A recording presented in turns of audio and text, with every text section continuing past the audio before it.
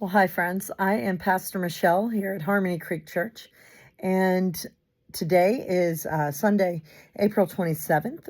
It happens to be my birthday, and I just want to take a moment to just say thank you. I love all of you at Harmony Creek Church. I love being your pastor, and I loved the birthday wishes that you gave me today, and the cards and the gifts. It has been a truly blessed day, and I just receive all the love that you pour out to me. And just know that I give all that love back as well. Before I start, I wanted to point out my shirt. I know it's up, you can't see it, but it says, this is a quote from Brian Stevenson, and he says, the opposite of poverty isn't wealth. The opposite of poverty is justice. And I love that quote. So with that being said, I want to go ahead and share my sermon. And so let's go ahead and dive in. So when I think of the scene that we have in the Gospel of John and how Thomas was the disciple who missed out on a very big moment with Jesus, the resurrected Jesus, I can't help but think of the show How I Met Your Mother. There's an episode called Blitzgiving in which they talk about the curse of the Blitz. In this episode, Ted, one of the main characters, he's planning on cooking his first ever Thanksgiving dinner. It quickly promises to turn into a disaster for him, primarily because of a visit by his friend Steve Henry, also known as the Blitz. The nickname the Blitz was handed down through the ages to the person who always missed seeing amazing occurrences once they left the room. Steve had been saddled with that nickname and the curse for a very long time. But because Ted left his friends early on the night before Thanksgiving, the curse was passed to Ted. So Ted was leaving his friends early to go and make his Thanksgiving meal. When Ted rejoins his friends the next day, he finds out he missed out on an incredibly epic night. And Ted exclaims, "Oh man." This is what the Blitz would always say each time they find out what they missed out on.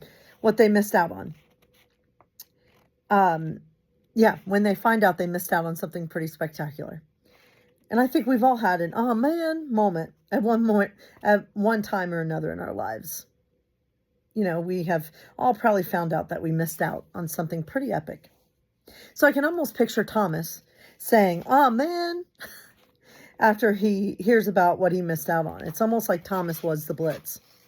He stepped away from the disciples for whatever reason, and when he came back, he discovers that something epic indeed had happened while they were all locked up, being held up in that locked up space where the disciples were.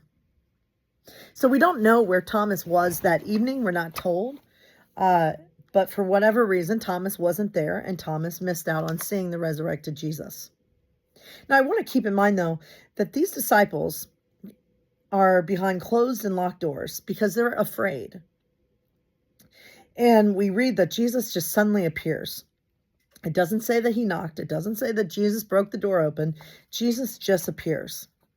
And I like to say, if a tomb can't hold Jesus, a locked door can't either. So Jesus shows up and wishes the disciples peace, and then Jesus breathes on them. And some scholars liken this story to being John's version of the Pentecost story. He breathes on them, almost like granting them the Holy Spirit. And we're told that Jesus appears again to the disciples 8 days later. And this time Thomas was present. And Thomas experiences a firsthand encounter with the resurrected Christ. And he is able to truly see Jesus for who he is. And to be clear, that's all that Thomas wanted. Thomas wanted to have a firsthand encounter with the resurrected Jesus. You see, when Thomas shows up after Jesus had left, he says to the disciples, unless I touch the wounds of Jesus, then I'm not going to believe. And essentially that is Thomas saying, I don't want to believe just because you tell me. I want to be able to experience Jesus myself. I want a first-hand experience of the resurrected Jesus. And unfortunately, over the years, Thomas has been granted this name, Doubting Thomas, because in that moment he doubted what the disciples said. But I think that Thomas gets a bad rep. I don't think that Thomas deserves that name. And also, I don't think the doubt is a bad thing. I don't see weakness in Thomas. I see a person who yearned for a living encounter with Jesus. I see a person not willing to settle for someone else's experience of resurrection. of Jesus' resurrection. I see a person who dared to confess uncertainty in the midst of those disciples who, at the time, were certain. And to be clear, let's be clear, though, that yes, Thomas gets that label in this moment. But how many times did the disciples doubt Jesus? How many times did the disciples get it wrong? He is definitely not the only one of the disciples who doubted. And how many of us doubt? Doubt is okay. Anne Lamott says the opposite of faith is not doubt, but certainty. Certainty is missing the point entirely. Faith includes noticing the mess, the emptiness and discomfort, and letting it be there until some light returns. End quote. Thomas comes to authentic faith and maybe still has doubts afterwards, but he comes to that faith by having doubts and having questions, because that's the faith journey. The faith journey is one that is filled with questions. And I like to say that we're called to, with faith, we're called to have more questions than answers. We're called to live with the questions. And this story illustrates that important truth, that doubt is not the opposite of faith, but rather it's an expression of faith. Doubt is evidence that faith matters. It's evidence that faith matters, that there's something to doubt, something with which to wrestle, something worth wrestling with.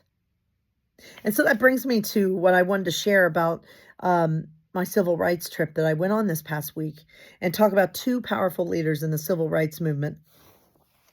Two powerful leaders who wrestled with their faith. Two people who had doubts, but they continued on the fight toward freedom and justice anyway.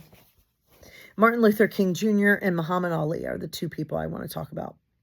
So Martin Luther King Jr., he was an incredible man.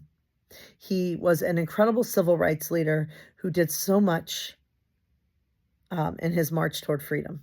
But he was also someone that had doubts. So there's a story where Dr. King, he's working on the Montgomery bus boycott, and they have a strategizing session. This is on Friday night, January 27th, 1956. And so we find King coming home after a long strategy session under his belt, and he finds Coretta, his wife, asleep. His nerves are on edge, so he's pacing around the house, and presently the phone rings, and a sneering voice on the other end says, "Leave Montgomery immediately if you have no wish to die." In that moment, King's fear surged. He hung up the phone, walked to his kitchen, and with trembling hands, he puts on a pot of coffee and sinks into his chair at his kitchen table. So here's the prelude to King's most profound spiritual experience. He describes it in his book, Stride Toward Freedom. He says, "I was ready to give up with my cup of coffee sitting untouched before me. I tried to think of a way to move out of the picture without appearing a coward. In this state of exhaustion, when my courage had all but gone, I decided to take my problem to God. With my head in my hands, I bowed over the kitchen table and I prayed. The words I spoke to God that night are still vivid in my memory. I am here taking a stand for what I believe is right. But now I'm afraid. The people are looking to me for leadership, and if I stand before them without strength and courage, they too will falter. I'm at the end of my powers. I have nothing left. I've come to the point where I can't face it alone." At that moment, I experienced the presence of the divine as I had never experienced God before. It seemed as though I could hear the quiet assurance of an inner voice saying, "Stand up for justice, stand up for truth, and God will be at your side forever." Almost at once, my fears began to go. My uncertainty disappeared. I was ready to face anything. So 3 days later, end quote, that was the end quote. But 3 days later, a bomb blasted his house. And luckily, his family was able to escape. Martin Luther King Jr. wasn't at the house the night this happened. And he later says that, "I accepted the word of the bombing calmly. My religious experience a few nights before had given me the strength to face it." End quote. News of the bombing drew a crowd. A mob formed within the hour, all clenched jaws and closed fists, and they pressed up against the shattered house and shouted for vengeance. And King mounts the broken porch and raises his hands, and he says, "We must meet hate with love. Remember, if I am stopped, this movement will not stop, because God is with this movement. Go home with this glorious faith and radiant assurance. And thus the mob dissipated, their mood disarmed and their ears ringing with the gospel message of nonviolence. Some 11 years later, King spoke before an audience of his epiphany in the kitchen, and he says, "It seemed at that moment I could hear an inner voice saying to me, 'Stand up for righteousness, stand up for justice, stand up for truth, and lo, I will be with you even until the end of the world.' I heard the voice of Jesus saying still, to fight on. He promised never to leave me alone." End quote. And as we know that Martin Luther King Jr. fought for this country, fought for civil rights, fought for freedom, and he did so until his last dying breath. I had the honor, we went to the Lorraine Hotel in Memphis, where that hotel has been turned into a civil rights museum. And I got, in that museum, they have it set aside in a special way, the room 306, in which Martin Luther King Jr., that was his room that night that he was shot.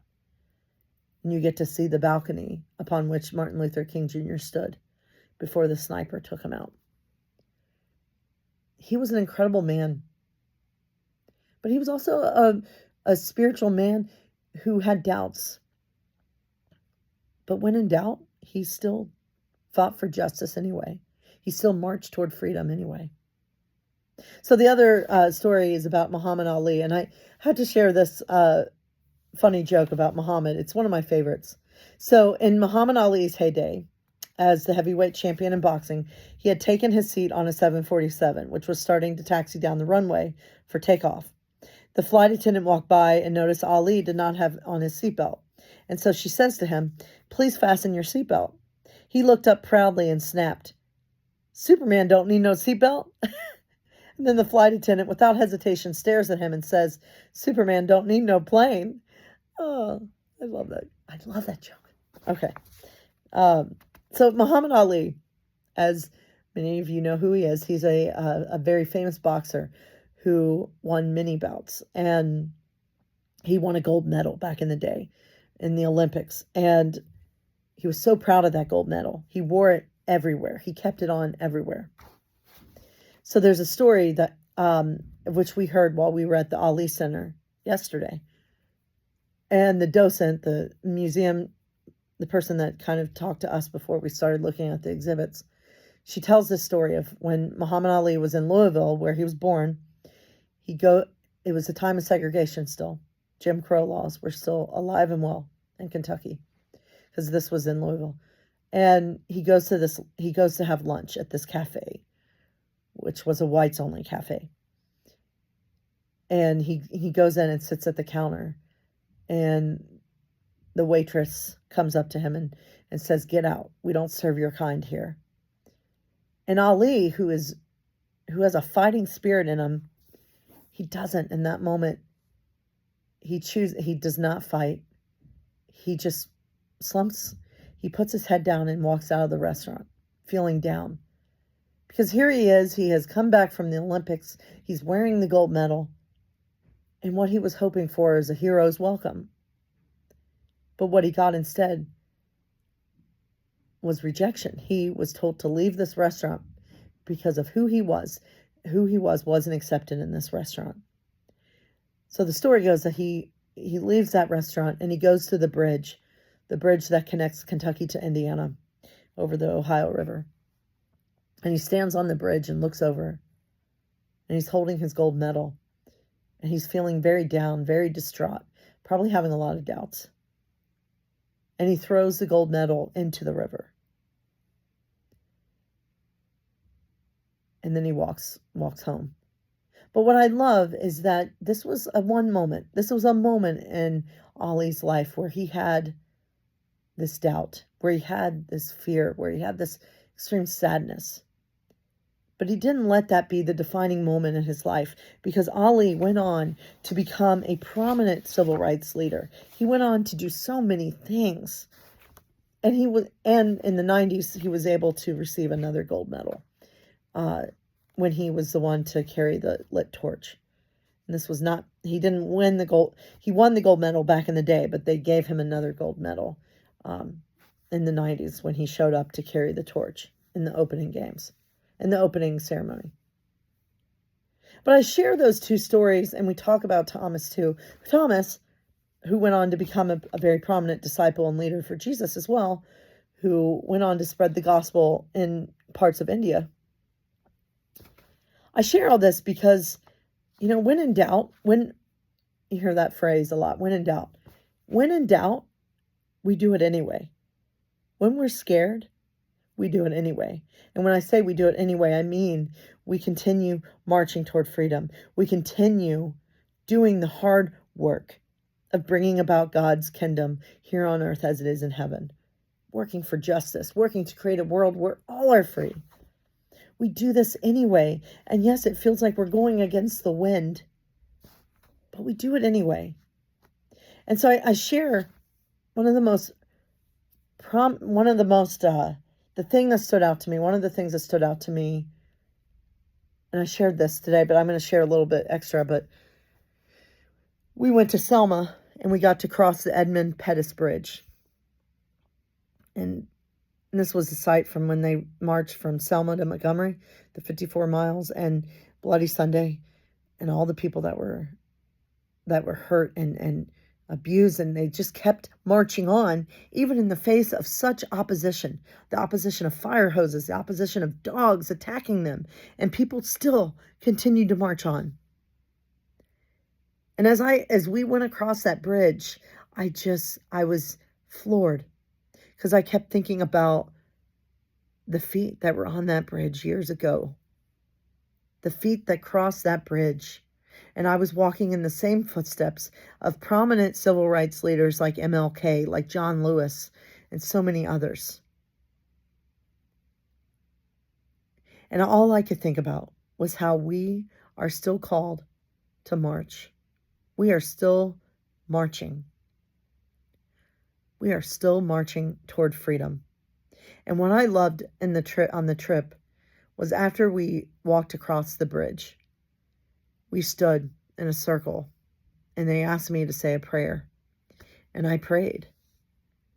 And I prayed in that moment, and I prayed that all of us continue to find ways to continue this march, to continue fighting for justice, to continue being foot soldiers and creating a world where everyone is free to be who they are, a world where everyone has enough.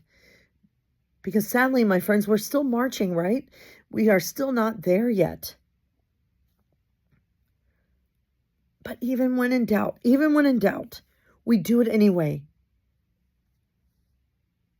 And I love the imagery of thinking about all the doubts that we hold, all the fears that we have.